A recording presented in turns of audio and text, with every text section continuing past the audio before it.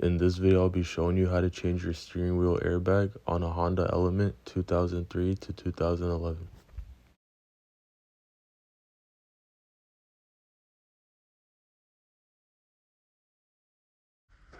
There's two bolts on the side of the steering wheel.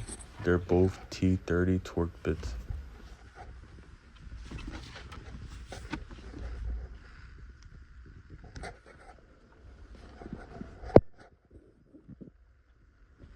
Using a T30 torque bit, you're going to unscrew both bolts.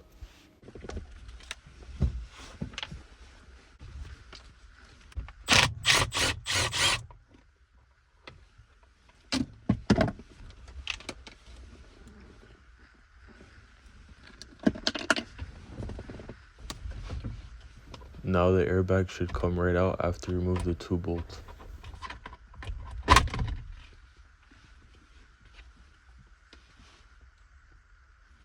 To remove the wire, push up on this little part and pull out.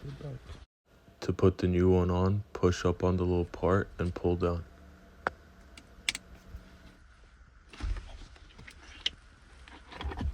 Now you can align it back in and put the two bolts.